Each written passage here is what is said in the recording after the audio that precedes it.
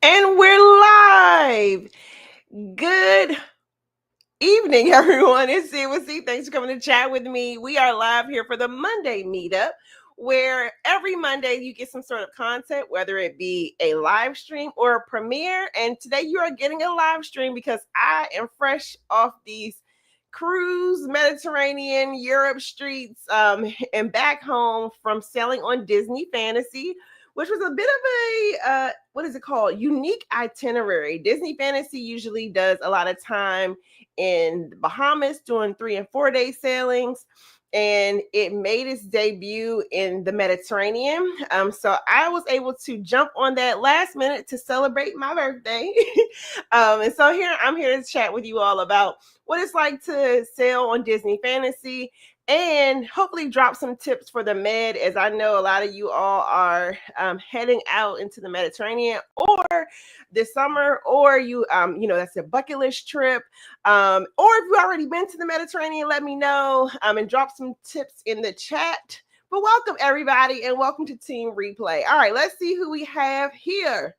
And it's great to see everybody. I forgot to put the bat signal out preparing today. I'm just like trying to get back into my routine. Like, as much as it's fun to travel, it kind of gets you out of your like posting routine and your, on Mondays, usually I post, the reminder that we're going to go live.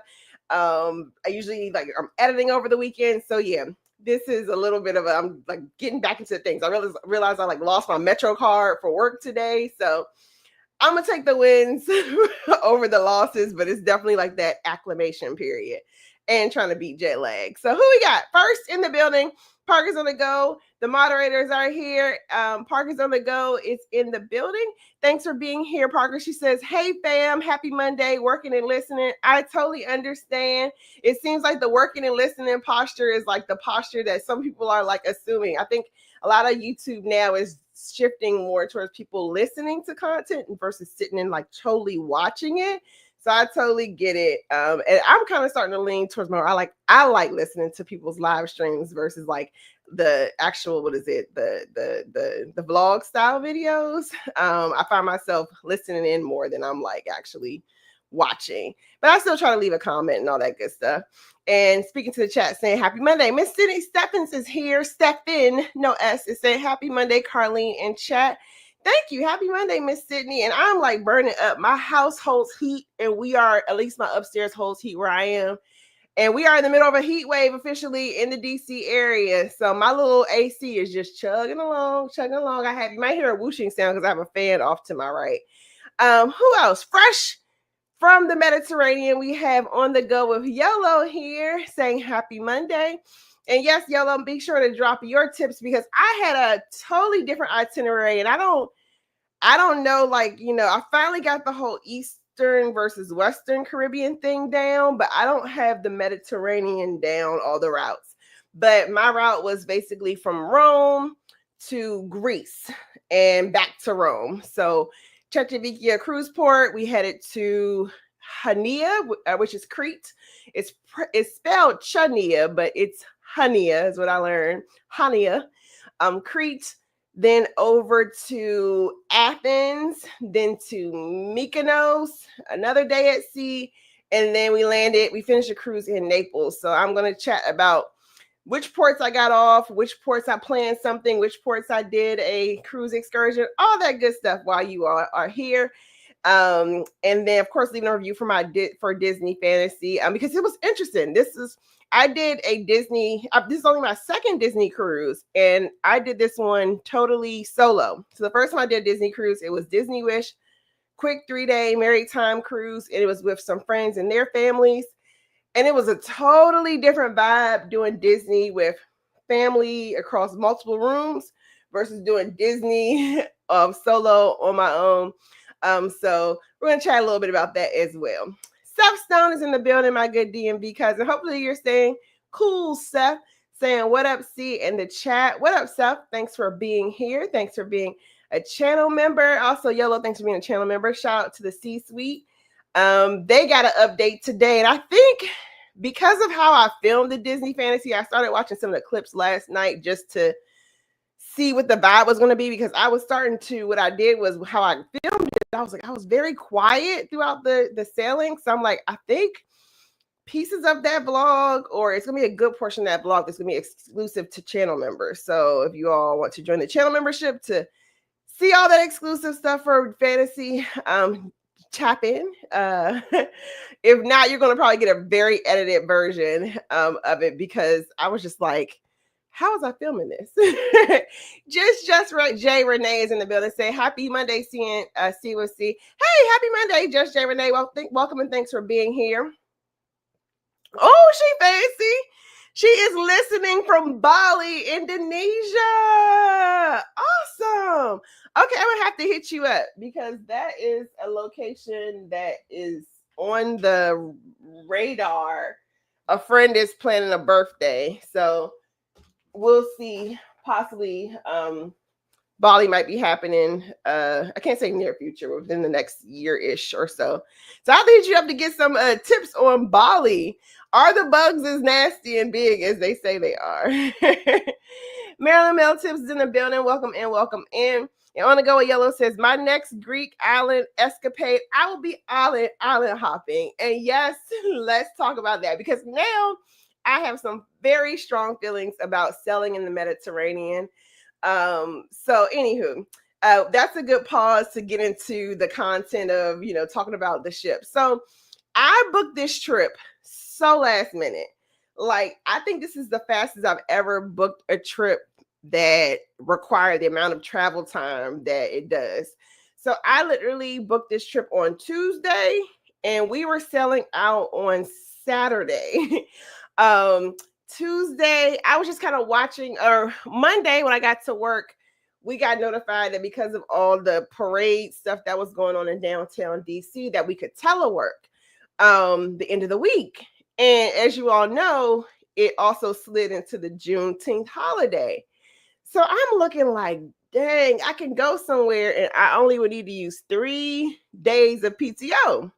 So I'm like, you gotta take advantage of that, right? So I was like, okay. And this whole layup of Juneteenth on this, whatever military parade situation, or the Army's 250th birthday. Let me give respect to the Army. I don't want to say the wrong call, because I don't want to get in trouble with you military folks, but shout out to the Army members. In this whole celebration, I was like, oh, I can, be able to be home, of course, work, but I can like pack, get myself together, and then hit the road. So I was like down to 3 cruises, and it ended up just being Disney fantasy, because I was like, how can I fully maximize this situation? But I did something that I do not encourage you all to do, but it worked out for me. I will say it's a little bit of a benefit of being able to be a solo traveler, because I can up and move myself quickly. And I also can put myself in travel situations that, like, the way I got to Rome would have been chaotic for a family, particularly a family with small children, like people who are actually the demographic for a Disney cruise is families. And so basically I booked it on Tuesday, got myself packed in my house together. And then I flew in, or I landed into Rome, where we were leaving from, the day of my cruise. However, to get to Rome, I went from DC to White Plains, New York, which I had never even heard of White Plains, New York. Because I just saw, basically when I booked it, I was like, oh, this flight says DC to New York. And actually, and I'm thinking like, oh, DC to JFK. No, it was DC to some place called White Plains, New York, which is like a 45-minute commute, almost 60 minutes if you're doing by car, to JFK, and then from JFK to Rome. So I had to take, it was literally planes, trains, and automobiles to get to this dang on a cruise port. But thankfully, there were no delays. On Friday, I was able to get out of DC, made it to White Plains. The White Plains airport is teeny tiny. I have not seen an airport that small since I lived in Tallahassee. Got from White Plains to JFK, spent some time in Grand Central Station because I ended up with a 6-hour layover. Then learned about all the New York Transit and got my butt from there to the air train, all these things. And then finally on my flight from JFK to Rome, it was on American Airlines. And yep, it landed on time. So that's how I got to Rome Fiumicino. However, I'm also like, if I ever had to sail out of the Mediterranean again, I don't think Rome would be my port of choice. And I'll tell you why. I'm gonna get a little more into these comments, so I'm not talking y'all head off too much. So Yolo says she's gonna be Greek island hopping, and yes, I feel the same way, Yolo. Now that I have an understanding of what it means to sail the Med, between having sailed on Virgin Regent, Seven Seas, Voyager, and then now selling on Disney. So 2 experiences out of the Med. It gives me enough information that I'm like, I think I'm a cruise ship person. Like, I'm a cruise ship girl. Give me my ships. I want a ship. I am a Caribbean cruiser, I believe. I think I will feel different from river cruising than I do like the larger cruises, Med, but like the whole thing with the Med about like dropping you off in like these industrial ports, it's not my favorite. It's not my favorite. I love the Caribbean where they drop you off. There's a beach right there. You go and that's it. But if you are a history buff, if you are someone who wants to like, check off some bucket list items and you want to see some of like the world's wonders and museums and those kind of things, then a Mediterranean cruise is for you. So I'm not like pooping on the experience. I definitely think you should have all experiences of your first time, but having did the Mediterranean twice, I'm kind of like, I am flying very far to be in a shipyard and then have to navigate out of this shipyard to wherever the town is. But we're getting a little more into that. But I will say cruise lines make it easy for you. And we'll talk a little bit about like how to navigate that whole situation where you're going to get dropped off in the what is it called? Industrial park, and how do you get to the towns and all that good stuff. So welcome in, Yellow. Tracy Gary. Hey, that's a new name. Welcome in, Tracy Gary is saying hello. Thanks for being here. We got a little time check situation. Ken Hill's here saying, hey, C, welcome back. Love the travel pics. I think I tried to drop as many pictures as I could in Instagram stories. So thanks for checking those out. Yellow says, man, what? My office is cold in the winter and hot in the summer. And here's the funny part, Yellow. I swear the last hour of work from like 5 to 6, they turn the air conditioner off on us. And I was like, this is even more reason to like just leave an hour early, particularly with the heat wave going on. So, hey, MH Family Adventures is here. Welcome in. Feeling D's Travels here. Spree is here. Welcome in. Monet to the T is here saying, hey, Carlina chat. Hey, Monet girl. Thanks for being here. MH Family Adventures says, good to know about Chania. I've been saying it incorrectly. And listen, Rockwell, I was saying the wrong thing too. I was saying Chania until the captain, which I will say Disney, first time ever encountering a captain from who was not like Italian. And like you can hear everything he was saying, like all the instructions, I was like, is he really a captain or is he just playing one of the cast members and it's some real, like really like some old Italian man driving a boat that we don't see. But yeah, it's Hania. And that's in Crete. And so that's a good transition. That was our first stop. So board the ship on Saturday. Actually, I can't start there. We got to start with how I got from Rome Fiumicino airport to the cruise port, which is in Cecchivicchia. So to get from Rome to the cruise port, you have some options. However, for Disney, and I would say if other cruise lines have the option, particularly for Cecchivicchia cruise port, use the cruise transfer, because I've reading the Facebook groups for the Disney Fantasy Sailings, they were talking about some trickery with the cab drivers where cabbies were telling people like, yeah, I can get you straight to the port. And then they were doing stuff like they'll drop you off outside the gate and say like, or stop outside the gate and say like, oh, I'll be right back. I have to use the restroom, and then leave the people right there to have to lug their luggage all the way to wherever their ship is. And if you ever been to Rome, that shipyard is pretty long. Like the first few stalls are going to be ferries, then the next few stalls are like yachts, and then the stalls in the back side are the actual cruise ships. So that's not the port that you want to be lugging your stuff at all. So definitely, whenever you all sail out of Rome, definitely consider using the cruise lines transfers. And you can either catch it from the airport. Disney also has some partner hotels where you could they can pick you up in the city. But particularly for Disney, and this one is a travel tip, when you book a transfer with Disney, and I'm not sure if it's like this with the Caribbean sailings, like out of Port Canaveral, Fort Lauderdale, etc. But I know for sure when you book one for the Mediterranean sailings or wherever they're going, you automatically with the transfer, even if you check in and you're like boarding number 23 or boarding group 23, you're automatically pushed up to board anytime after group 2. So for $69, which is a really good deal, because to catch a cab from Rome to the cruise port, you're paying, I think that's at least $150 to $200 ride. You can catch I believe there's a train and some kind of shuttle situation, but you have to wait. You have to lug your luggage, all that kind of stuff for $69 and basically priority boarding. So whenever the bus gets to the cruise port, you can start the boarding process. Well, not start the boarding process, but you basically you can go in and go sit down at least. Totally worth it. Totally worth it. All right, let's get some more into these comments, and then I'll get more into embarkation day. Team Reese is here. Hey, C in chat. Hey, Team Reese, welcome in. On the go, Yellow says she sailed Athens.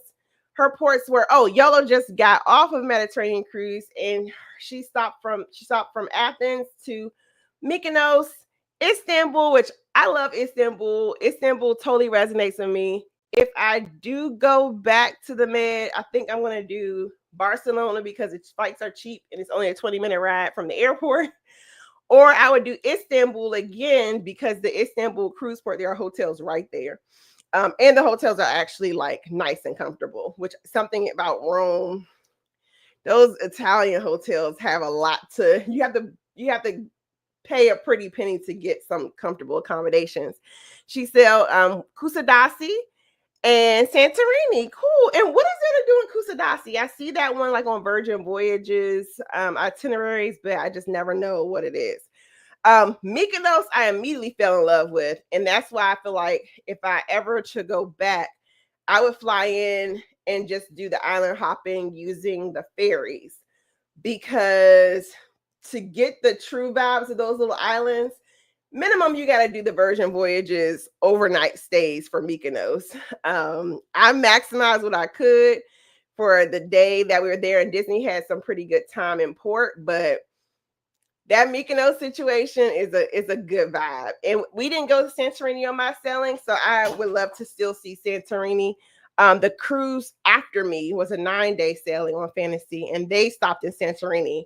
And basically all the cruise employees are basically trying to get themselves together because they were like, we are getting off in Santorini. And welcome in 25 people. My name is Carlene. This is my channel, See It With C, where every Monday we either have a live stream or we have a video premiere of content. And today I am live streaming because I am fresh off of the Disney Fantasy, which was sailing out of Rome to the Mediterranean. So I'm recapping my time on Disney Fantasy, and we are dropping some tips related to how to sail the Mediterranean as smoothly as possible. Yes, Jay Renee, I will hit you up, girl, for sure. On the go, Yellow says now don't get me wrong. If I get another casino offer, I would do the same. I just know better what to do and how to handle. And yes, so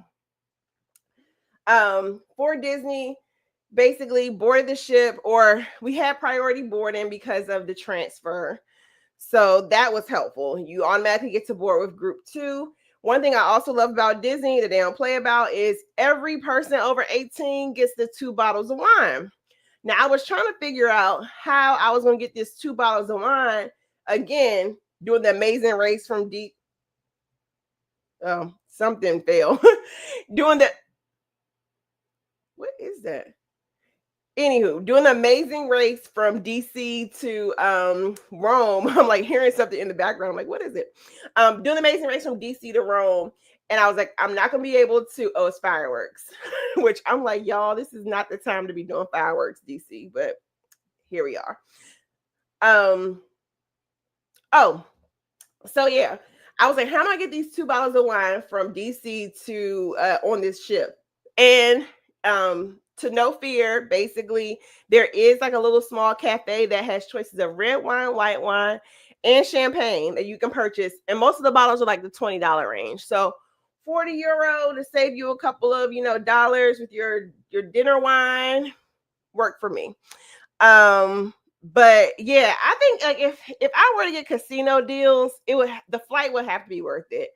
And I would think the only way the flight could be worth it would possibly be Barcelona, because those flights are usually in the summertime range like $600 to $800-ish, kind of.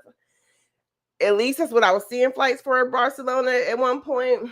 I don't know. I think Athens is such a hot spot, and Rome is such a hot spot to get to in the summertime that those flights were at least 1,000 minimum, and that was a cheap flight. It looked like 14 to 1,500 were kind of the average. So it would have to be the casino deal plus a good flight. But I think if I were to go back to the Med, for me, it's going to be Istanbul or Barcelona. But I definitely want more time at Mykonos some way, somehow.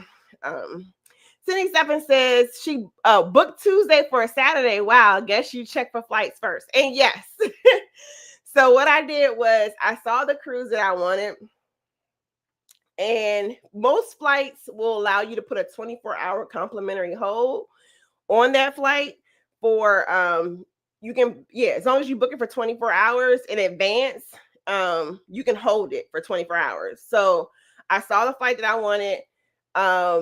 I put it on a 24-hour app, but you book it. Like, you can't just put it on a hold. You book it. Some airlines let you just put it on a 24-hour hold. It depends on who you're working with. But usually you can get a full refund for a flight as long as you cancel it within 24 hours. So I booked this flight with points. It was like 82,000 points on my Chase preferred card. But I booked the cruise, make sure there was availability, and then I was all set. So yeah, I would definitely say lock down those flights first before booking yourself on a cruise, because without the points, the flight would have been like $1,000. A more direct route would have been $1,500.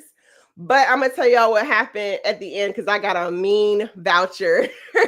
So while I used a bunch of points, I ended up getting a nice little travel credit of almost $1,100 actually, on my way back home. So that kind of balanced out a couple of things, and I'll get to that at the end. So yeah, definitely if you're doing a last minute quick trip, book the flight first, then double check the cruise availability, because usually as long as you are more than 24 hours out, you can book and hold a cruise. Kristen is here saying, hey, see you in chat. Welcome in, Kristen. Thanks for being here. Yola D is here saying good evening. Welcome in. Welcome in. It's J Renee says, oh, I didn't know they had an airport in White Plains. White Plains is Winchester. Yes. Which is beautiful when you're flying in. And I didn't know it either. And thankfully, like, I paid attention, because I was looking at after I booked it, I just saw it in New York. And then when I looked again, like at what my connections were, I was like, what is this whatever the airport code is? I'm like, that's not JFK. And then I thought maybe like I had booked something like, because it was like the plane was from Delhi. I was like, oh shoot, like I really messed this up. No, it's Winchester. It's a smaller airport, about 45 minutes. It's a 45-minute train ride. It wasn't even 45 minutes, it was like a 40-minute train ride, but like a 60-minute ride from there to JFK. So it kind of worked out, and I had a 6-hour layover that I had to kill anyway. Now, if the layover was any tighter, like I don't think if it was you need a 4-hour minimum to make that work. And that's still everything kind of running back to back. I had a 6-hour layover. So while I got there at like 9 o'clock in the morning or 10 o'clock in the morning, I didn't fly out of JFK until 5. So I had a lot of time to work with. and even like hiccups in case, like for instance, that flight was late. So yeah, it is in Westchester. It's a beautiful part of New York. I was like, I'm used to when people say New York, I'm thinking it looks very much like upstate New York, I would imagine. Because I hit up Yolo, I was like, is this near you? And she was like, no. So I had about Google Maps, and it was near, it's like a suburb outside of JFK. Sydney says, didn't even know White Plains had an airport. Yes, it does. Now it is very much a regional airport. Like there is one baggage claim, like one thing that runs, and there's like one security door line. So it's very much a teeny tiny airport. So yeah. Even they had like a bus that would have ran me from their airport to their transit center, which would have got me to downtown New York. But I just went ahead and did an Uber. But yeah, pretty much all the public transit had connected. But I just was like, I don't want to like waste time on a bus. I'm just going to catch the Uber, and then took the trains from there. On my MH Journey Adventure says, I agree about the industrial parts. Much of the Mediterranean seems to be like that, but I do like Mediterranean cruises. Yeah. I am learning, like, I want to do nothing on my cruises, but enjoy the ship. So like if Mediterranean cruises, if you again like a cruise to be action packed and you want to again get off and see like sights, it's definitely like the cruise for you. I tend to be like, I'm on this cruise just to relax. And so sometimes the pace of the Med is very much like, okay, there's a port every day, which is cool. It all depends on just what you want. But I love the ships. So I'm kind of like, there's a bunch of ships between New York and Miami that I can get on. But I also think though, like if you are already on that side of the world, because I think I definitely got a tan deeper than anything I've ever gotten in recently in the Caribbean. So it's definitely just a different pace of cruising. Expect to probably book more excursions when you're doing the Mediterranean, or at least be better planned. Because I feel like with the Caribbean, you can usually just figure it out, wing it. Like there'll be people who have signs like, "Oh, come on this excursion." The Mediterranean, usually those ports are secured, so the cruise lines will give you like a transport, like a bus or something, to the main part of town. And then from there, usually that's where, or if you book an excursion, I will say that excursion seems to make the Med a little more seamless. So if you want to have an experience where it's like, I'm not worried about having to figure out transportation, definitely use the cruise lines, what is it called? Excursions, for the Mediterranean. Otherwise, like Hania, I was going to do it again. For instance, Hania would have been a port that I should have, and I would have if I had more time to plan. But Hania would have been is a port that you want to book an excursion from Hania, because even with the free Disney cruise transfer into town, it literally dropped us in the middle of town, like on a random side street, because I literally like wrote down a hairdresser's number that I saw, and I was like, well, if I get too lost, I know to navigate, back to this hairdresser. I think there was like an archaeological museum a little further up, but it literally looked like they dropped us off on a random street corner. And I think they were trying to avoid traffic, but yeah, it was interesting. And then it took some navigating to get down to like where the old port, which was the site, probably like a 15-20 minute walk. Or there was like a beach that I learned later was another 15 or 20 minute walk in the opposite direction. But I just did not plan anything, because in my head I was like, oh, the bus is going to drop us off and there's going to be like some people who are going to talk about excursions, and that didn't happen. So after the Hania day, I was like, all right, Carlene, we got to book an excursion through the cruise line. So that's what I did for, at least I was able to sneak into one for Athens. And then Mykonos you can figure out on your own, for the most part. And then Naples, I'd already been to Naples. I did Pompeii. So I used that day to stay on the ship and just kind of explore the ship without a whole bunch of people on board, which I found very relaxing as well. So yeah, it all depends on like what your cruise flow is, but I would say the only way you can learn your cruise flow is to try different itineraries and learn like what works for you. This was cruise number 35. So as like I've cruised more, I'm starting to get what my flow is for cruising. And for me, I'm like, I like the being on the ship and I like the Caribbean.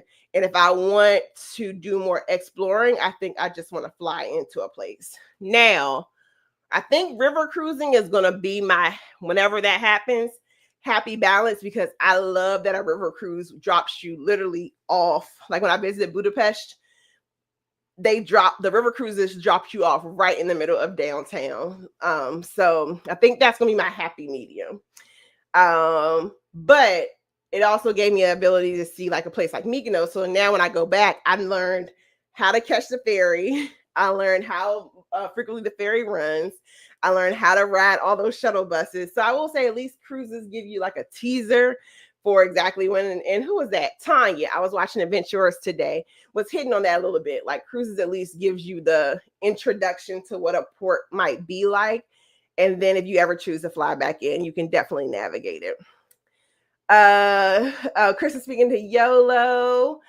On to go YOLO says, I don't think I would like Western Med. The ports are too far apart from what you want to see. And what is the Western Med? I don't know the difference. Like I know Eastern Caribbean is like Bahamas, all of that. And welcome in 31 people. My name is Carlene. This is my channel, See It With C. And I'm recapping my time on Disney Fantasy as well as Selling the Mediterranean. We're currently talking about the pros, cons, good parts, not so great parts of cruising the Mediterranean. But all travel is good travel. So welcome in. Keisha H is here. But yeah, I don't know what's the difference between the Western Med and the other Eastern Med, or what, not difference, but what ports or countries is that? Keisha H is here and welcoming everybody in. Welcome in, Keisha H. Thanks for being here. Sydney Stephan says $150 to $200 to ride. OMG. Now that is if you took a cab. And that's why, Sydney, I was saying you want to, for Rome, use a cruise line transfer because it was $69. And was that round trip? I can't remember if that was round trip or what. I think that was round trip, actually. I don't think I paid extra. It was $69 and it also gave you priority boarding. So again, it makes it worth it. Now, if you have a family and you have a bunch of luggage, that might be something else that you want to consider navigating, maybe doing your own private transport. But I thought for not having to think anything, I literally walked out the customs door. Now, I did arrive early. If you arrived a little too early, so I arrived literally at 7:05 a.m. The Disney Cruise Line ladies ain't probably going to be out there until about 8 o'clock. So just give it a little time if you don't see anyone.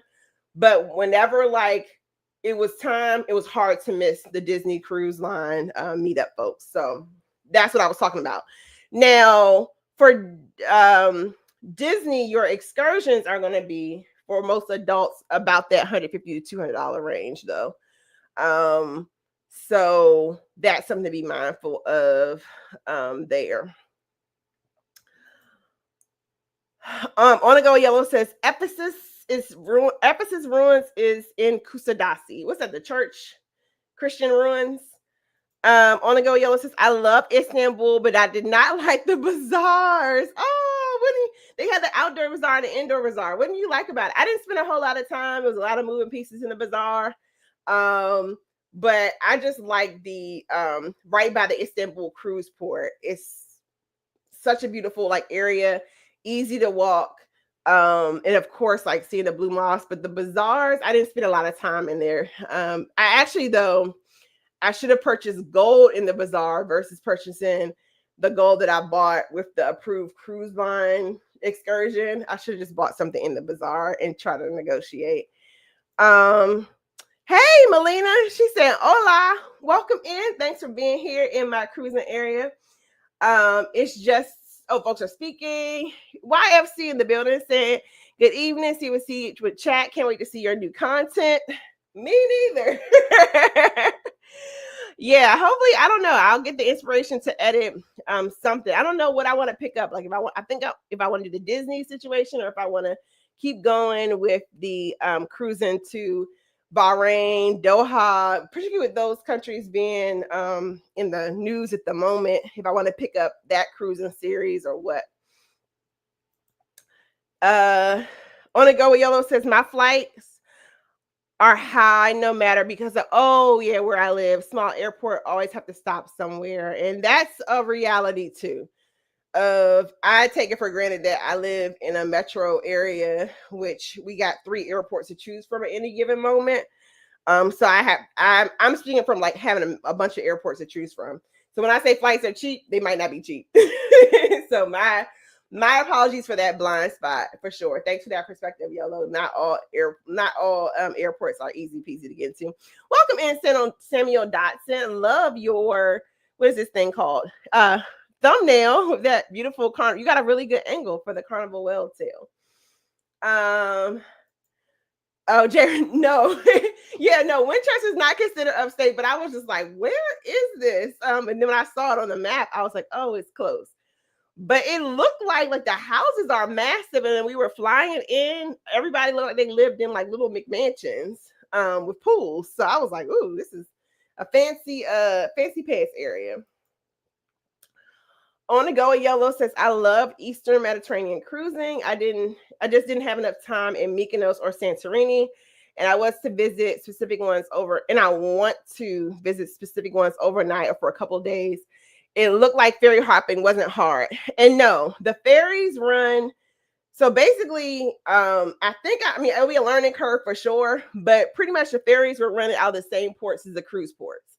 And particularly when we got to Athens with Piraeus, the ferries are all like right there. And then you just line up, they pick you up. And I heard from, I think, Anna Q or Nitra, that the ferries are kind of cheap.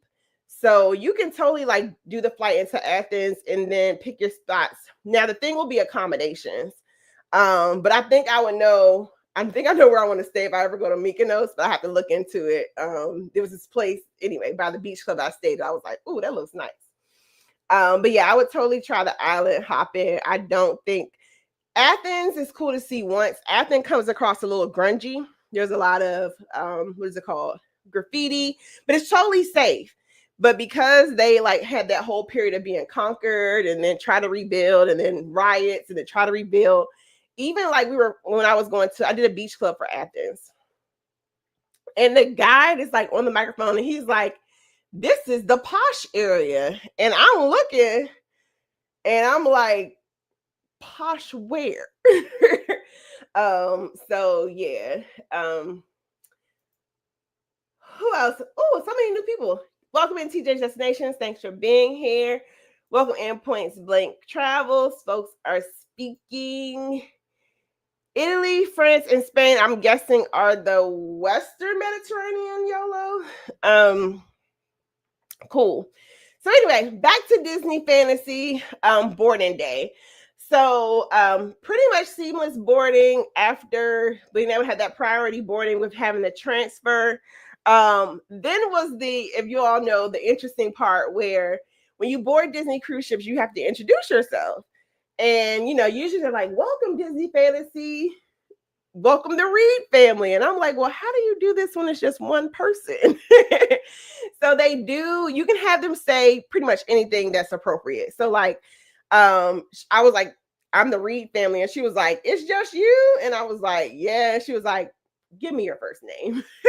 But there are a couple ladies behind me and she was like, oh, welcome on Deb and Jen. So just FYI, if you are particularly like a solo cruiser or an adult, who are just, you don't have to do the whole family or some of the families who are in the Facebook group were mentioning, my child might not have the same last name. There was one family that had a bunch of adopted children on board.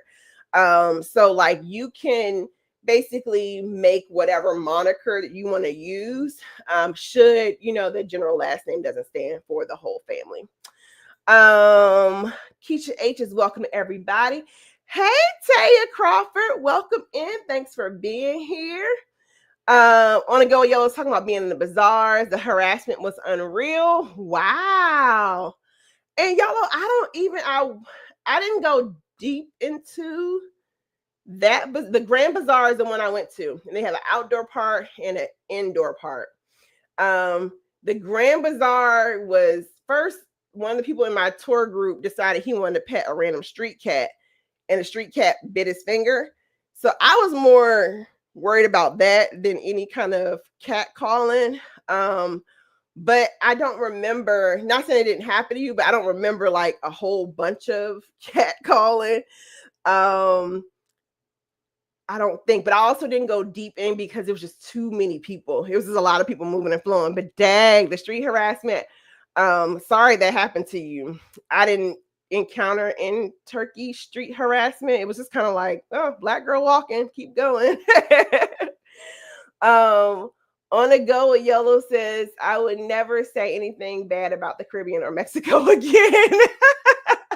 Yeah, I would like to explore more Caribbean ports for sure, but it's good to have the history of the Mediterranean. But I think I am learning, for me, I prefer to fly and maybe do like train travel to those destinations, which is like something that I did for Morocco. I went to Casablanca, Essaouira by bus, and then one more city in Morocco. What's the major? I'm blanking, by train. And was able to touch on a lot of different things at my own speed. So I'm thinking I'm learning, like, for me to do some things I prefer to save for land based, but I also understand the convenience, like how I caught the train in Morocco, where I literally was like, I almost missed my stop, and they were like throwing my luggage off the train. Again, I could not imagine doing that with like a family with small children. Whereas a cruise, basically get back to your port. Now we did have, and I do have a video of it. It seemed like every port in the Mediterranean, because of the traffic, or at least the ports that we went to in the Med, had pier runners. Every port, it felt like, had pier runners. So definitely be mindful, because your clocks are going to go back one way or the other. Like, we lost an hour going and then gained an hour coming back towards Rome. So be mindful of that. Be mindful of, there's going to be traffic. So a lot of your excursions, when you do the Mediterranean, you're going to have to get up early, because they at least want to beat the traffic going to wherever your destination is. So if you all want to remember, when I did Regent Seven Seas Voyager, like, there were excursions leaving out at 6:30. Similar for Disney, there were excursions that were pulling out about 7 o'clock. So just be mindful that to hit a lot of those different sites, you're going to have to get up pretty early, which I think worked very well for Disney, because most of the ships shut down around 12 o'clock. So it makes it doable for those early morning get up times. They have the continental breakfast that can be delivered to your room. So it's doable. It's doable for sure, but just something to be mindful of when you're considering going to the Med, because there are going to be some cruise ports that you're literally not going to be able to wake up and just wing it, unless you just want to, take the shuttle bus to town and walk down the street and come back. So, Yellow says Ephesus was an ancient Roman city. Got to know it. Good to know. In my cruising area, Melina says the flight prices often ruin the deal. And yes, so talking about the flight prices. So the prices that I saw for this flight ranged anywhere from $600 when I first started looking. And I saw the deal. So what happened was, on Monday, I saw the deal and I started talking myself out of it. So I saw the deal. And then when I looked for flights Monday at work, I saw a flight for like $660 or so. However, it would require me to have flown into Rome. At first, I could fly in Rome a day before. Then, as I could see what was happening, the government announced that we were going to be teleworking. People started putting their leave in. And throughout the day, the prices were like ticking up from out of DC to going to Rome on Google Flights. So about like 2 o'clock this morning, I have this thing where I wake up at like somewhere between 1:30 and 2 o'clock.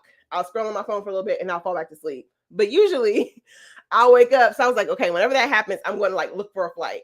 So sure enough, look for the flight. The flights had went back down, but I didn't know if the cruise deal was going to be available. So then the next morning I got to work. The flights went up, but the cost to not have to get a hotel and just wing it, like fly in the day of, balanced out a little bit. Because if I had booked the $600 flight, I would have still had to do like a night or two of a hotel, which could have tagged on about $300 to $600 more dollars. So it's like, it ended up adding up. But yes, definitely the flights can ruin things. And some people were asking, like, Carlene, how do you get up and like, and welcome in 42 people, thanks for being here. Some people were asking, like, how do you go so many places, or how do you go so quickly? A lot of times finding a cheap flight is the hook, in the sense of, like, I'll go someplace that I found a really cheap flight. I might not know the place. So like when I went to Budapest, I really did not know what was in Budapest, if it was fun, what I was going to find there, but I knew it was a $300 flight. I also saw one, which I talked myself out of. I think PETA from my cruising family, they took advantage of this one. San Salvador, one of those went on sale last year for like $200. It was like $192. So sometimes you let the flight price pick where you want to go and then backwards map and basically figure it out. Whereas some people, they have these bucket list destinations, but a lot of times these bucket destinations are everybody else's bucket list destinations, and the flights are high. So sometimes if you see those random flight deals that are off peak, just book the flight. Again, a lot of times airlines, particularly if you use your points, will give you like a 24-hour grace period. So quickly do some research and see, like, is this the place I want to go? And then cancel it. And that helps you kind of maximize on where you can go, versus saying like, oh, I want to go to, and it's some destination like, Japan right now is the hot thing. The tickets for Japan are like through the roof. Whereas you might find another adjoining country or someplace closer, or I guess in the same region, different vibes, but cheaper, if that makes sense.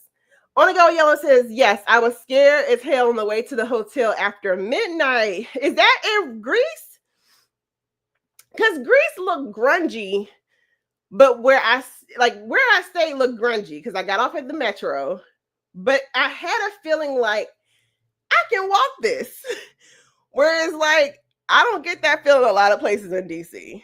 Even if they look grungy, I'm like, no. But it was like, it was a kind of grungy that it looked grungy in the daytime and it also looked grungy at night. So I was like, okay, if it's safe here, it might be safe there. I didn't feel like nervous, but it just looks weird at Greece at night. But I definitely picked the side of the road that had more people walking it, those kind of things. But I didn't feel like my safety was compromised. It's just Greece isn't as, I'm not saying Greece, Athens. I need to be specific. Athens isn't as romantic looking as the name portrays. And I can't remember, it was T for my, there she goes, Adventurers is here. T hit the nail on the head. T was like, I don't know who's taking these pictures, but they take pictures of these beautiful angles. And then when you get there, you're like, where is this? Because it's crumbled, or like the ruins are nice, but the area surrounding it is just like, She's en route home from the office. Cruising is fun anytime. So good evening, everyone. Good evening. Make sure I love Ephesus. Can't wait to visit again in August. Good to know. Now I need to look to see what Ephesus is, because I'm curious to see like what it's like. Adventurer says, those Turkish men were staring at my baby in Bodrum. My husband was on 10. Now, I will say, that part of the world, like Rome, the men look at you, but they also can be racist and are making fun of you. Like I had to cough on this lady because she tried to do that whole like walk by and cough. I don't know if y'all ever noticed that. Pick up that little subtle sign where like, if you're, us Black folks, and welcome in everyone. This chat is for everyone. But Traveling Black comes with some nuances. And one of the nuances that I noticed is sometimes you're in European countries and they do this thing where they like cough near you. Because I was like, I know you don't got a cold because you didn't cough further up. This lady came by, she coughed, and I coughed right back at her.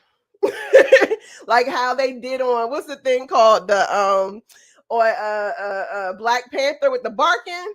I coughed right back at her. And then she didn't cough any more further up when she kept walking. So I knew it was like a thing that they kind of do of people of color. But anywho, outside the racism, so moving away from Rome, Greece and Turkey love heavily melanated women. Maybe it's fetishizing, I don't know, but they kind of love us. Welcome in, Travel Cake Trips. Hey, Bill, welcome in. Thanks for being here. Folks are speaking. Yes, Happy New Week, Miss Margaret. On a go with YOLO says yes in regards to excursions, because these excursions in the Med are going to be early, really early. She said all her excursions were before 8 a.m. Cool. So yeah, back to I think I hit a little bit on Sail Away. Oh, I was talking about the introduction. Now, I did this trip as a solo adult on Disney Cruise Line, and I will say there aren't a lot of cruises situations that make me nervous.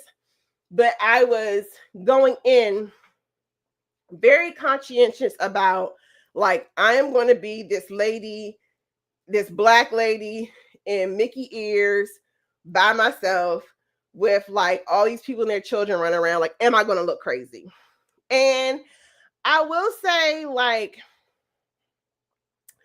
I didn't feel crazy from the other passengers, but a lot of the commentary from the cruise staff were frequently like, are you alone? Just you? Just one? All by yourself? And then I also started thinking about like security, because I'm like, if somebody is overhearing me respond to that, you never know what target that might put on you. Not saying that's how you should travel and think about things, but I'm like, why would you ask me that question? Are you alone? And there are all these people around me, because you never know who's paying attention. So that's something I'm going to put on my comment card. I don't think people meant anything malicious. I do know like 2 bartenders who I had became like, I don't want to say friends, but like I would frequently go to their bars. I caught other staff members whispering to them, and they were like, oh no, she's cool. But it was this thing kind of, not really by the other families a lot of times. Now, what did irk me was that people would act like you didn't exist. So that whole, you're standing and they'll, the zip right in front of you in line, that kind of stuff happened. Kids, sometimes are in their own little world. Like this one little girl was just jumping my legs like they were a 100-meter hurdle. And I was just like, hey, Carlene, you're on Disney Cruise. Like that comes with the territory. But the crew sometimes were like kind of weirded out that I was on a 7-day Disney cruise on myself. I will also say this was the quietest that I have been on a cruise in a long time. So I am thankful that I did not trade my, I had a shared table. So they put us with, I think there were a total of 5 of us, and one guy was doing back-to-backs on the ship. He ended up being like a composer, a music arranger for Disney. So he arranged some of the what is it called? They're not called parades at the park, are they? Whatever they're called, the evening spectaculars. He composed for Disney. So he had his own set of people that he wanted to wait on him. So he only had dinner with us the first night. He was a gentleman that offered the tip for, if y'all were on 2 Parkers on the Go's live stream earlier today about if you do Alaska, do a one-way and catch the train back. He's done that a number of times. But my table had other solo travelers. However, we really only bonded at dinner. There was never like another meetup. I encountered one guy at the pool again, and we just kind of talked, and it was kind of glad to see him because I was quiet all day. But I will say, like, don't expect that they're going to be, there are adult activities, and there's plenty of adult only activities on Disney Fantasy. Actually, the ship, about a third of that ship was adult only space, like dedicated to travelers 18 and up, between the upstairs deck, the adults only pool, and then there's a whole district of bars in the back of the ship. So a good portion of the ship is dedicated to adults only. However, as a solo traveler, do not expect there to be like programming, or I just was very quiet. So I didn't really talk to anybody during the day except for like the couple bars that I would frequent, and I was talking to staff, um, which was dangerous because they're making such great cocktails. So I was like, now they're my friends, and I got to go pay for these expensive cocktails, which were really good, by the way. We'll get into that. But yeah, it was a very quiet cruise for me. But I got a lot of reading done. I came back feeling very refreshed. So I just want to FYI that if you ever do like a longer, I think for me, unless it was like some spectacular itinerary, I would probably only do like 5 or 6 days on Disney again. And I would probably do like a more Caribbean focused sailing, or unless, I might find a really good deal. So Margaret Logan says, welcome back, Carlene. Thank you, Miss Margaret. I got back on Saturday after giving up my seat for a $1,125 voucher. So I have some cruise money, or I have some, what is it called? Flight money from American Airlines I'll get to be able to trade in. Let's get back into the comments, and then I'll talk about, hit on Hania. I'll hit on my time in Mykonos. I'll hit on my time in Athens, and then start wrapping it. Warmstrong says, yikes at YOLO. Yeah. Like the catcalling can be, particularly like when you hear certain things. I don't want to be stereotypical, but there's a certain part of the world that while men come across very conservative, they, okay, cover your children's ears, they're around. They like certain adult activities. Gotcha. So yeah, and to see that kind of stuff, that can be a little off-putting. But yeah, I didn't catch it as bad in Istanbul, but I definitely know it happens for sure. I'm glad you set the situation and got on out of there. Travel Cake Trip says, did you try any food that you like while you were out there? So did I think I didn't know. I pretty much did most of my eating on the ship. I did a lot of wine not tasting, but like drinking of their wine. So I would go to the beach clubs because I've done all the whole ruins, and I did the archaeological stuff and the historical stuff. So I really was going for beach club vibes. So I bought like bottles of wine just to sit underneath the little chair in the beach thing. The only thing that I bought was I did the calamari in Mykonos, and then I could see my stomach getting a little loose. So I kind of backed off of, thank goodness I had my little Pepto in the bag. I backed off of like doing food tasting, but I didn't see anything that was like really authentic. I know the one guy at my table, he did a pizza tasting when we went to Naples. That looked exciting. And he also did like a Greek party where they had like baklava, but I just didn't do any of that. So no, sorry, I was not adventurous eater this trip. Travel Cake Trips, thanks for the question. Oh, I love your logo. Who is this? On a Go Yellow says, I was everything from, she says, I was everything in the bazaar from hey lady, Miss Lady, sister. Now I hate when they call you sister because they want to do sister and brother until it's time to be sisterly and brotherly. They did not let up. I was at the Grand Bazaar, mostly inside, but the restaurants were by the port were the same. I saw your hotel. Oh, cool. Yeah, I didn't get any of that. And I don't think I had like my headphones or anything in. That's just interesting how experience to experience, it can change so quickly. I didn't get any of those vibes. I think the bazaar, I was interested in buying gold, but I purposely did not, because I heard like if you go into some of the stores, they'll kind of corner you in. Like Morocco, I figured out how to get around it. But like some places, like this does happen in like Morocco. Who else does it? I'm thinking about Morocco, but some of the stores, and I saw the setup in the Grand Bazaar, where if you go in, you kind of get cornered. So like somebody's almost like covering the door. So you will basically have to be like, no, thank you. I don't want to buy nothing. And then you have to like say it again to the person at the door, and they're trying to press you to buy again. So I purposely in Grand Bazaar did not. I kind of walked in the middle. I walked quickly. It was pretty packed that day. So a lot of them were like focused on, there were a lot of women, and forgive me, I'm about to sound ignorant because I'm not sure the nationality, but they looked like Middle Eastern descent. Sorry if they weren't, or at least they were like covered women. They were buying gold coins, which I found fascinating because I was like, should I be buying gold coins? But they weren't trying them.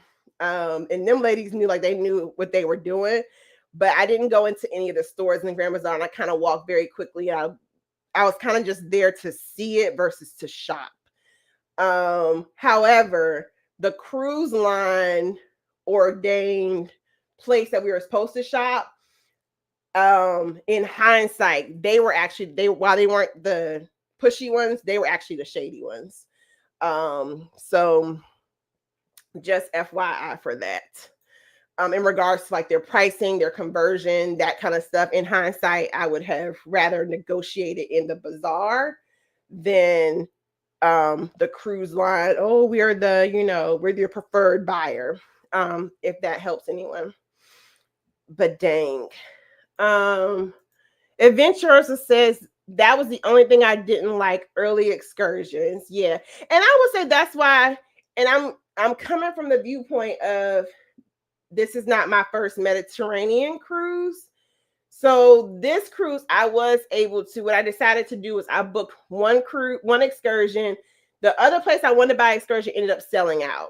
Because after the day in Hania, I wanted to book an excursion, I think maybe Mykonos or one of the other ports, but it was already sold out because I was like, okay, you're not going to be able to figure this out. But the first time I went to the Med, went on a very port intensive kind of thing where every day I was doing something.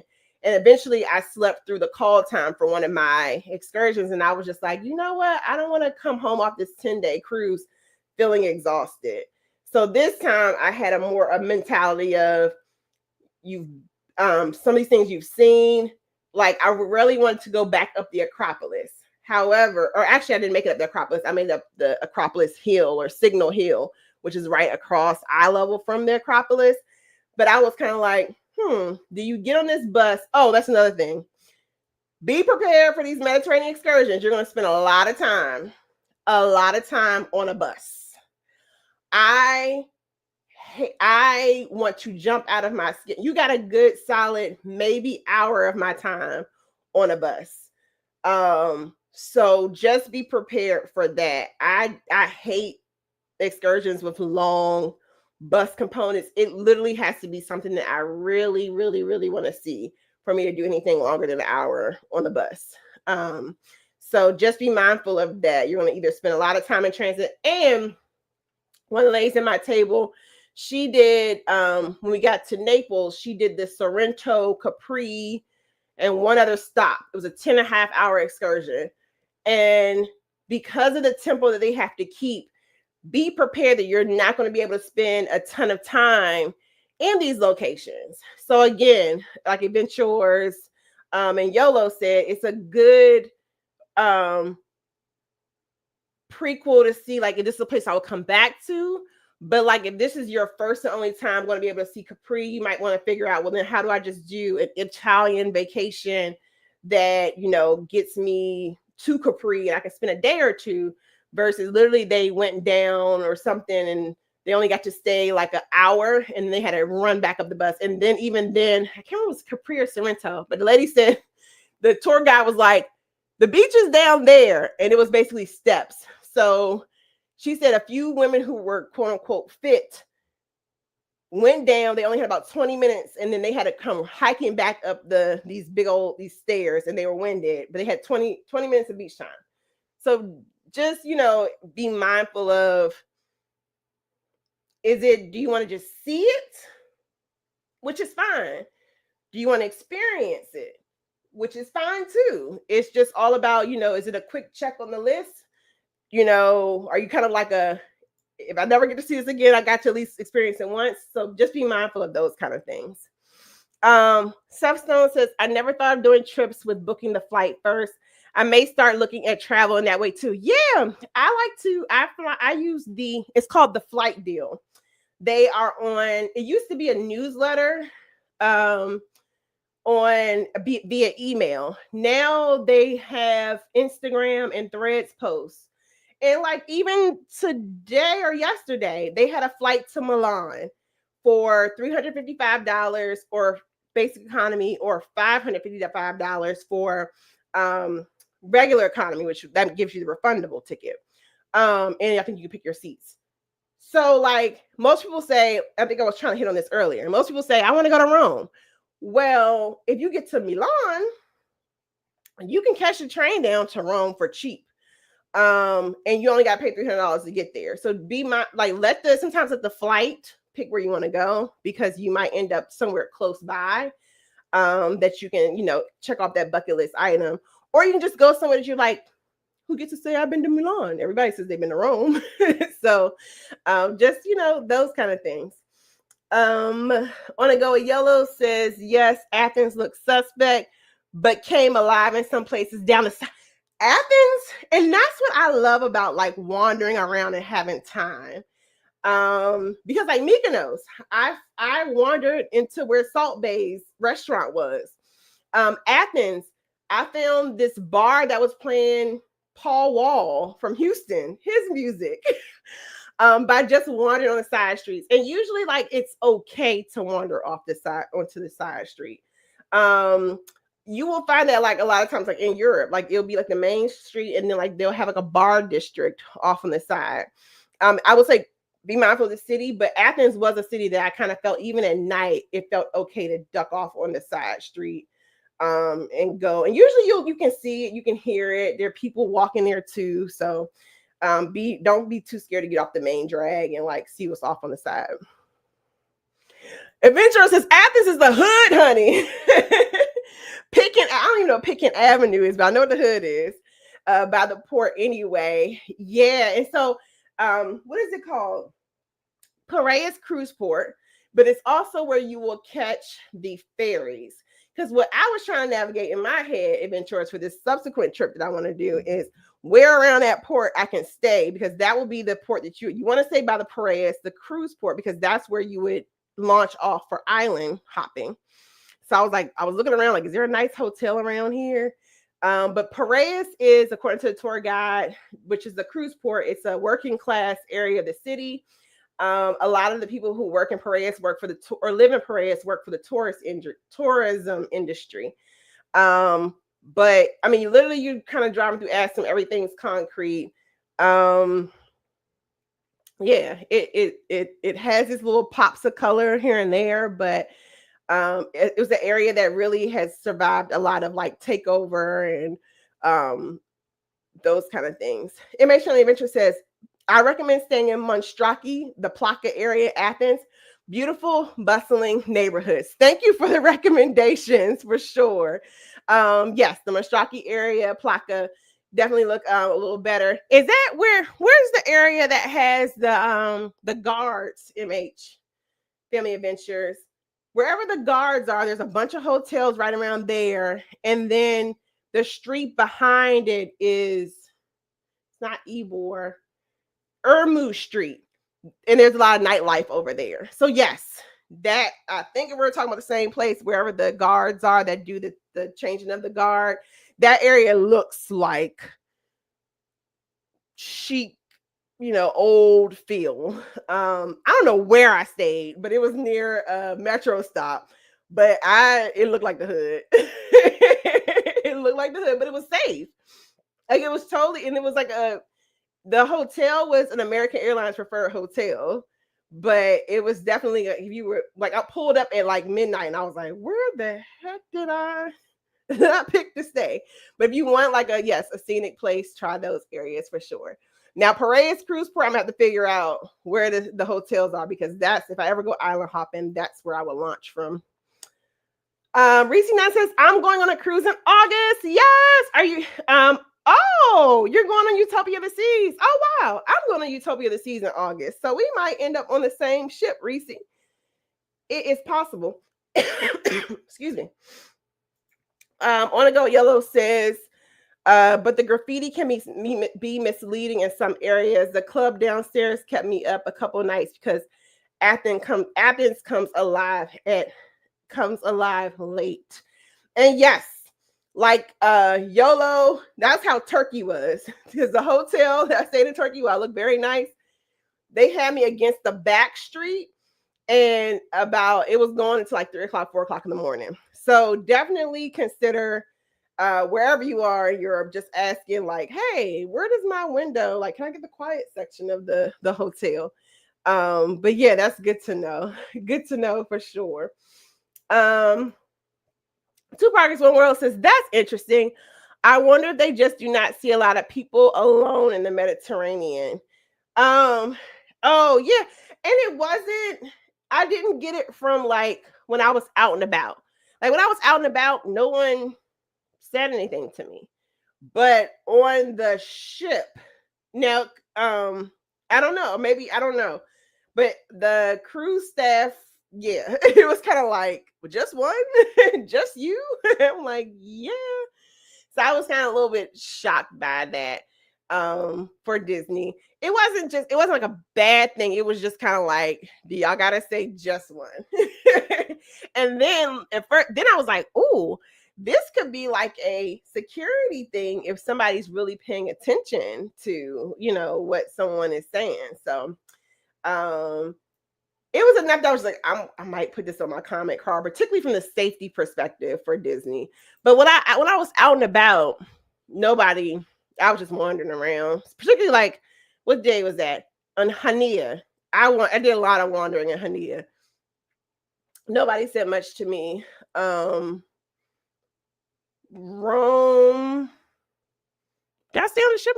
Naples? No, Naples, I stayed on the ship. Mykonos, I wandered around the whole day in Mykonos by myself, and nobody said anything at all. And then I went one more place, can't remember, but yeah, not out and about off the ship, but it was like the crew staff were very concerned. Hey Cassandra, welcome in. Yes, we are everywhere. Nope, they can't get rid of us. We are at all places.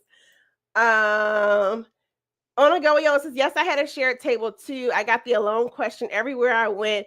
They would look at my ring and ask where my husband was. Yeah, I had one lady at the Meridian bar, but she was just a jerk anyway. She was one of the people that I'm like, ma'am, you probably should travel alone, because she was at the bar pissing and moaning about her sister. And then I mentioned that like I was solo, and she was like, that's crazy. And I was like, well, you're crazy for traveling people that you really don't like. She and I weren't friends by the end of that conversation. But on the go, Yo says, yes, I had to share a table too. Oh yeah. So yeah, I guess I don't know. It's just, I think it fascinates people for sure.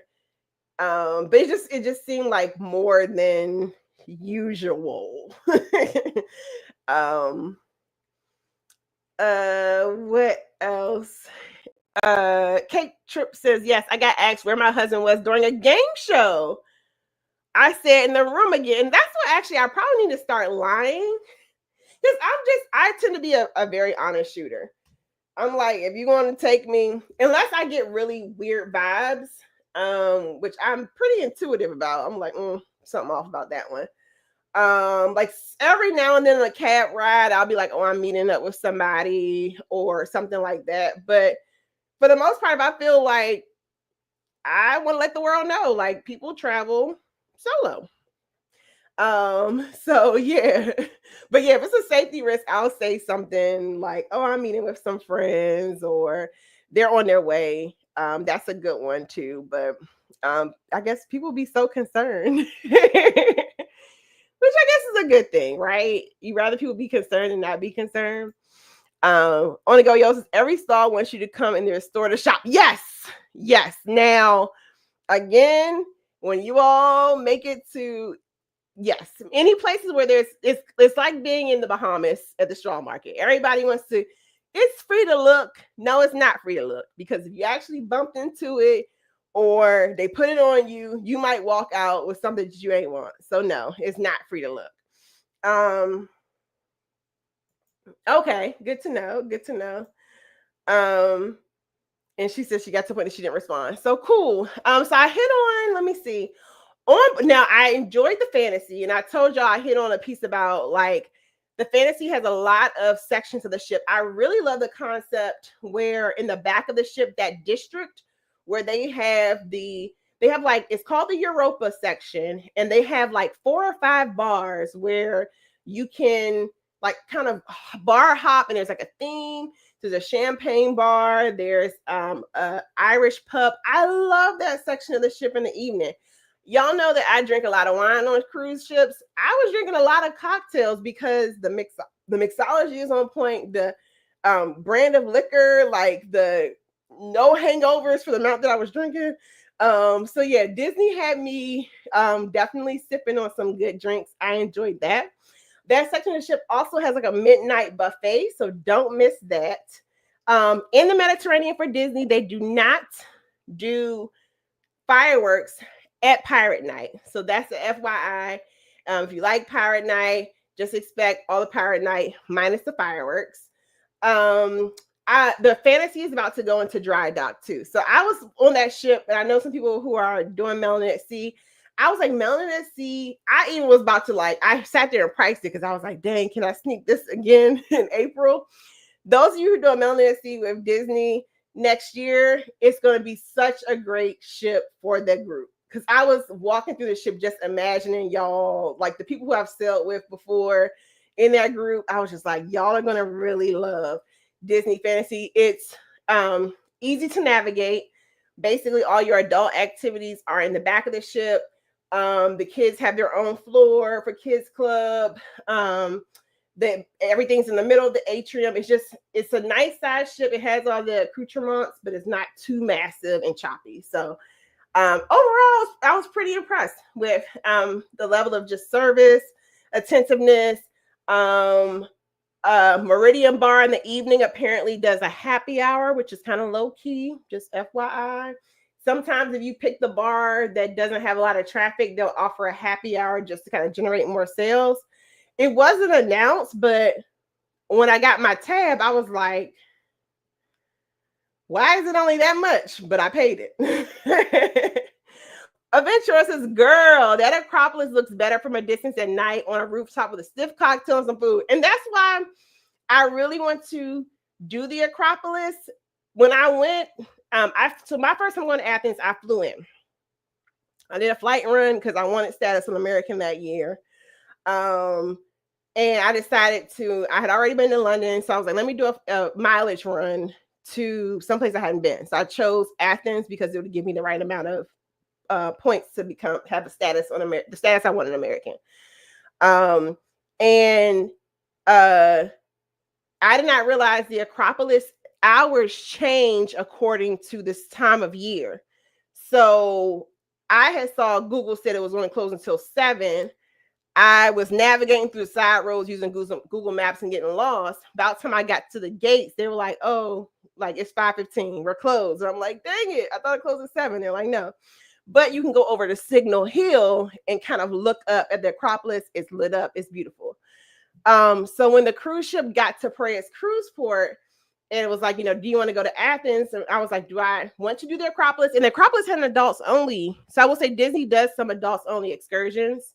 So that's kind of an FYI. If you don't want to be on a bus with a bunch of families and their children who are getting cranky because they've been on the bus for 2 hours, some of their excursions are offered adults only. There was an adults only Acropolis excursion on Disney, but I was like, I think at that point in time, I had watched your live stream, and I was like, you know what?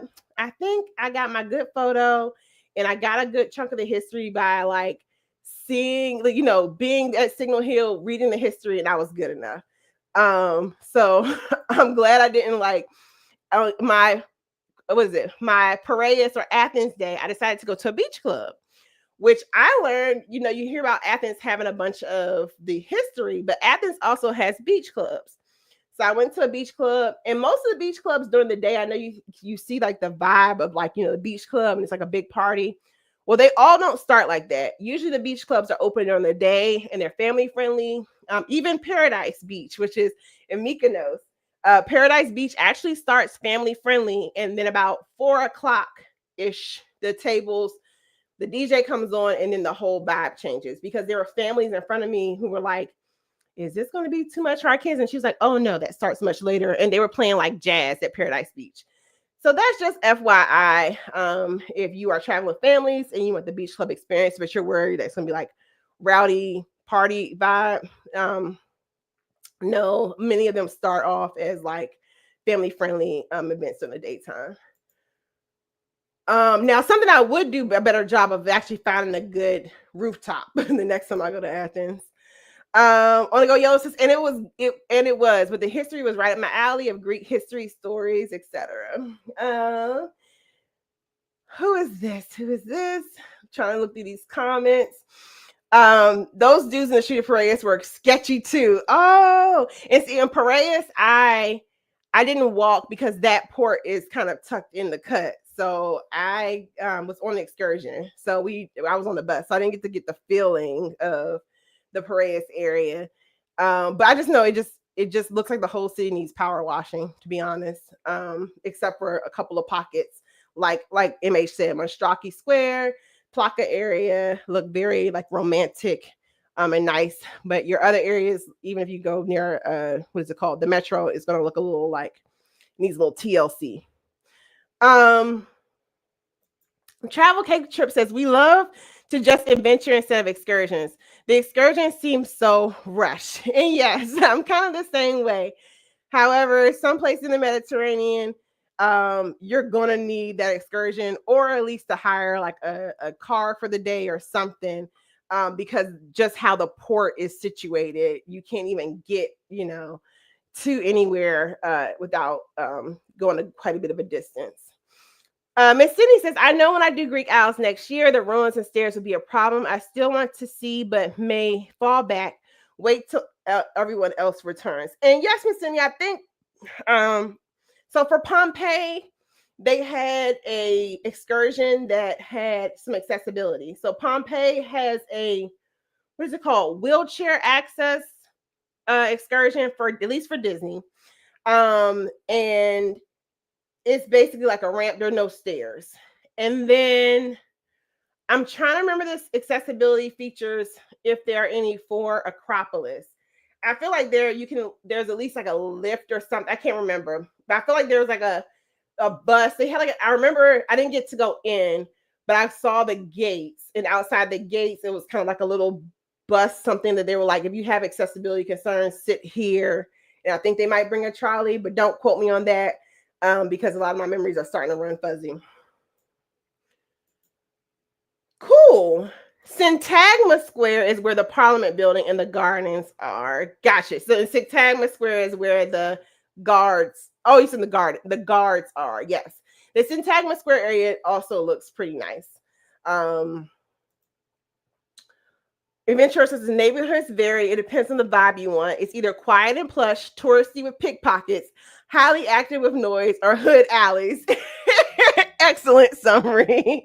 That is Athens for you, for sure, for sure. So Mykonos Day, let's get into that, because I think Mykonos Day was my true vibe. It was a mixture of me wandering on my own, being semi-planned, but then having to be flexible with my plans. So when you get to Mykonos, Disney and also MSC will include a free, what they call it, aqua bus. So Disney, you'll literally come off the ship, and there'll be a free ferry for you to get to Mykonos town is what they call it. From Mykonos town, so I first got there, I watched the YouTube videos, and I was like, I know exactly which way to walk. So I walked around by I can't remember the name of the bar, but I walked and I thought, okay, I'm gonna see the windmills. I got turnaround. So I was like, you know what? I'm gonna give up. I got off really early. I was like, the wind was out of my sails. I was like, I'm gonna find a bus, take the bus to the Paranga area, and go to St. Anna, was a beach club that I was looking for. So I got caught up in the back streets, ended up finally getting back to like the port, the Mykonos town area, and I like sat and had a quick little lunch. And so I asked the waitress, I was like, how do I get to the bus? Now, what they're going to tell you, because they can't give you straight directions because the streets are windy, she said, like, just go that direction and then just keep asking for help. So independent me, of course, could not just keep asking for help. So I used Google Maps and it was pretty accurate. However, I did stop and ask for help twice. And the guy, whoever I asked for help, they would always just kind of say, go. Like they would just go. Like no direction, because literally you're in these winding roads. So from Mykonos town to where the buses are, and it's only €2 round trip. There's buses to different parts of the city. And it's €2 round trip. And you have to pay in cash, even though one of the videos I saw someone pay with a card, but when I went, you had to pay cash. I will say, if you use the ATM, it's going to try to like sweet talk you. It's like, do you want to use the local rate, or do you want us to use this wonderful conversion that we have to US dollars, and it's a competitive rate? Say no to that one. Use the local currency, the excursion or exchange, because it was like $112 versus $121 is what it ended up being. But anyway, no, I'm talking about how much money I took out, but I just want to let y'all know that.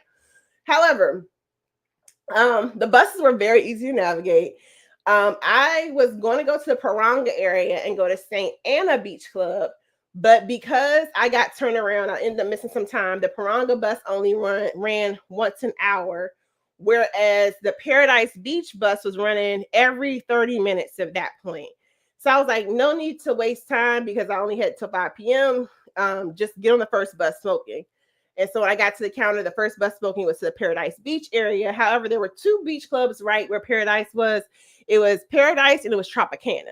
Now, Tropicana is a beach club that I want to look into if I can stay there, because they had little shuttle cars. They weren't like fancy exotic cars, but they had shuttle cars that were running people from wherever the beach club was to the top of the hill. But most of the beach clubs you can access for free. And there's usually a sitting area that you can sit in for free. It's not until you decide that you want to use their lounger, or basically the loungers, that you have to pay. So you can either sit in the restaurant for free. I think when it gets to a certain point in the evening where it becomes more of a clubby vibe, you might have to pay a cover charge. But usually just to go and access the beach, and usually they have like a free area you can just sit on the beach. So that's just FYI. So I really want to do the island hopping because I want to do beach club hopping. And I want to do the whole thing where I get there at like 12 like PM, and I don't leave until like 2 o'clock in the morning, because they have all the facilities that you can you can do that and just stay all day. All right, I hear my voice starting to go, so I'm gonna start wrapping this. My cruising area, Melina says, did you do Palo brunch? I did not do Palo brunch because I did not book this with a lot of time, so it was sold out. I could have stood in line, but with the last minute trip, all this was unexpected expenses, so I didn't want to add any more onto my bill. But if you get on the ship, there is limited availability of Palo once you're on the ship. You go stand in line. But with last minute booking, those Disney people do not play about booking their excursions. They don't play about booking that Palo situation. So if you have Disney cruises further out, be sure to do all that, because those people are crazy about anything that requires a reservation. Hey, Trisha's Thomas Adventures, welcome in. Thanks for being here. Adventure says they're not concerned. They're trying to kidnap you or sell you to a torture club. I watch movies taking hostage. You know, those folks are always in Europe when that stuff happens. I mean, there is allegedly a black market for body parts, but just be sensible about yourself. But my mom definitely, when I did my first solo trip ever was to Paris. And that was when Taken had came out. And let's just say I landed, I got to my hotel, I fell asleep for jet lag. And next thing I know, I hear my phone in the room is ringing. And my family had called the hotel and was like, has she arrived? Because I didn't call them in time. But I think for the most part, good things happen. But I just was kind of like, you don't know what weirdos might be on this ship. And I need y'all to stop saying she's alone out loud. Want to go, Yellow says, I felt safe going out in Athens, but in Istanbul, I was nervous to go out beyond the port area, shops and malls on my own. Oh, yeah. Istanbul, I only wandered around like just the immediate port area. And I was only on what is it called? The European side. So I never made it over to the Asian side. And I heard I'm not saying the Asian side has different vibes, but I just know there's different vibes. But right around the port area, there's like a street that's kind of like a party-ish, not really party, but there's like bars, lounges, tea shops, those kind of things, hammams. That area just usually stays vibrant with a lot of people. So just too many people for the people to just decide they want to snatch you. But I felt pretty safe at the port area in Istanbul, and it gives you more of the authentic vibe. So I would definitely say, and I have a video for a hotel I recommend, just ask them to put you on the quiet floor section. On the go, Yosis, adults only excursions. That is good to know. Yes, Disney has adults only excursions. They had an adults only Acropolis. They had an adults only beach club experience. I was trying to think about the ones I was looking at. It was a few.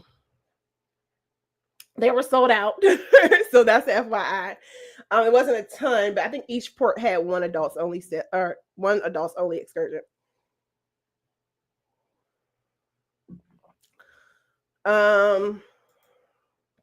Adventure says Mykonos Nights was mine. Would love to go to Mykonos to catch the evening vibes for sure. This Miss Sydney is for you. She says, only go yellow says there's an elevator that provides access to the top of the hill. So what else? I talked about all my port days. Let me know if there's anything else about Disney Fantasy that you all want to know. But it was pretty much a pretty relaxing 7 days. I ended up with a veranda cabin. So that is something that I will be putting out a video shortly for, just the veranda. And then I'm going to figure out how I want to show my Disney trip to you all. But debarkation.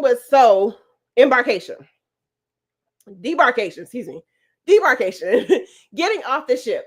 So because, again, y'all, I booked this trip really last minute, I ended up with a flight that most people would be too close for comfort. So I ended up with 11 a.m. flight back home initially.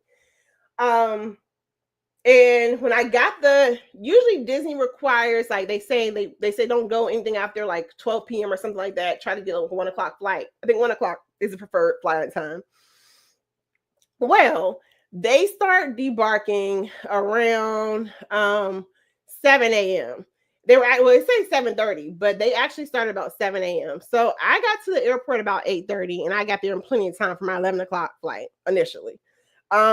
Because I was traveling solo, and it's the summertime, I got an offer to like give up my seat for $1,125 voucher. And I was like, ooh, all these trips that I have and I need a flight. So for like 3 more hours of my time, I got $1,125 voucher on American Airlines. So we'll get to see where that voucher takes me. But that's pretty much my 7 days on Disney. Not sure if you have any specific questions, but I'm going to get to these last few comments. Adventurer says YOLO elevator, where right in front of the Acropolis, there's a elevator, or there's like a shuttle. Now, I don't think it'll take you, I think you still have limited access of like all of the hill, but it takes you at least, I think, up there to the Acropolis. Adventurer says, so there's an elevator. Why do folks walk up that dang on hill? I think they try to reserve it for people with physical disabilities. I'm not sure how they tease that out, But I do know Disney, no, that was for Pompeii. For Pompeii, Disney offered a wheelchair access excursion. And I can't remember if there was an accessible excursion for the Acropolis, but I imagine there will be something like that. But it's towards the front, like they'll show you like a sign right in front of it's a bunch of brown signs in front of the Acropolis when you get to the foot of the hill, and it shows you like if you need an accommodation, like stand here. And I think there's like a bus, there's something that gets you around.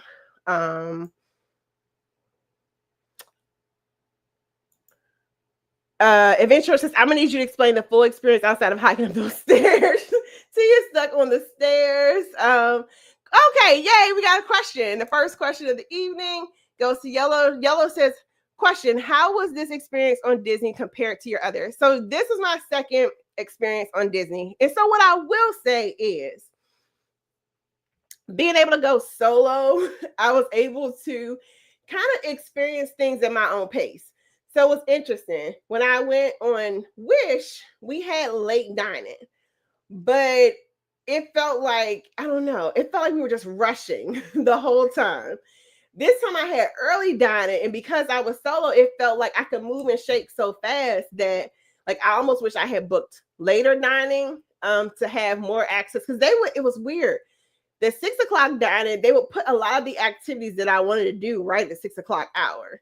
And I didn't want to be stuck eating chicken tenders the whole cruise. So I would often opt to eat over activities. So for instance, like there was an open house where you could see the kids area. And there was like maybe one other experience, like the princesses or something at 6, but they didn't offer it again. Because usually they'll offer experiences around, 2 times for each dining. But it did feel like for this cruise, the 6 o'clock dining kind of got the short end of the stick for activities. Not the shows, but like, some of the like trivia, those kind of things. But I think I enjoyed this experience more because it just allowed me to go at my own pace. So instead of like, spending so much time waiting for the other folks to get themselves together, I was up, out, moving, shaking. I got to get the full Disney experience. But I will say it is kind of like cool to see the magic of Disney through a child's eyes. Like the veranda next to me one morning, the kid came out on the veranda. I can hear him saying like, "Hello, Sebastian." Like, that's cute. But in regards to just being able to do it on my own pace and not feeling like rushed and not feeling like we had to drop everything and go see Tiana, it was kind of like if I didn't want to go see it, like I didn't have to go see it. So the 7-day definitely gave me the opportunity to explore more of the ship. And the 7-day had some elements that like your 3 and 4-day cruises don't have. So the 7-day had the, what is it called? The formal night. And I actually put on a formal gown, which I usually don't do. I packed my formal dress, and they also have a cocktail hour where literally, even if it's supposed to be kid friendly, Disney, those waiters are like throwing them drinks into your hand. So you get free wine. There's another cocktail or sparkling wine, champagne. What else on this time actually for Pirate Night? I'm not sure if I did my first cruise too close to COVID, but like we didn't get scarves that first time for Pirate Night when I went on Disney Wish. I think the staff really enjoyed the fantasy, which made it different from the Wish. A lot of the staff members had been on the fantasy or with Disney for like 15 years. They had been on fantasy for multiple contracts. They really enjoyed the ship. So I think that made it for me. I will also say, I don't know, because the Wish I did a maritime cruise, so everything was so Christmas heavy where like even the music they were playing was holiday music. This sailing one night they will be playing Disney classics, and next night they might be playing top hits. They had like adults only activities. So they had, of course, like the Match Your Mate, which is basically the the Love and Marriage show, which was funny. They had like adult only karaoke. So I got to experience more of the things than like when I was with my friends. We were so busy like trying to make sure that the little girls who were with us, the 7 to 8-year-olds, the teenagers were having a time of their life. They were off doing whatever. But we were so focused on making sure that little girls had our, fun, that we didn't have like a lot of adult time. So that's kind of what the experience is like. Bye, adventurers. I think you got something going on this evening. And then last comments from Yolo. She says, yes, my solo trips are wonderful. I do at least once a year and love it. No complaining and waiting on others. Yes, but whatever way you do it, whether you do with your loved ones or whether you adventure on your own, just make sure y'all go out and explore, see something new. So, all right, it's C with C. Thanks for coming to chat with me. A couple of quick announcements, of course. Can I do this? Can I do this? Present. Let's see. Sometime during this week, we will have. Am I doing this? Yeah. Sometime this week, we will have content. I feel like I'm not sharing that right. Am I? But in the meantime, couple of things. Of course, we still have the Good Government Getaway. See if you have not had any plans for if you haven't had plans for Memorial Day, if you didn't have plans for the 4th, and you're looking to get out of town for Labor Day, the Good Gov Getaway is still happening. Labor Day, April 28th on Virgin Voyages, so adults only, on August 29th through September 3rd, my bad. And the itinerary for those who are going has already went out. So looking forward to my first group cruise experience. Then, if you can't make that one, we have the Ultimate Solo Group Cruise, which is June 22nd through 26th, 2026, Onboard Celebrity Reflection. That's with the Centennial as well as Sig the Solo Cruiser and myself. Deposits are $100. And those prices are a little old now, but I can give you a more recent quote. And then, of course, if you love talking about ships and scripts, this community, I'm actually going to probably move to the YouTube community tab. So look out for the YouTube community tab. I'm probably going to transition that there because it's hard to keep up with so many stuff and so much stuff in different places. But what else? I think that's all.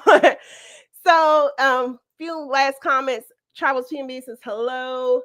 And Trisha's Timeless Adventure says she's happily married. Yes, we get to see her hubby and her vlogs, so she still does at least one solo trip a year.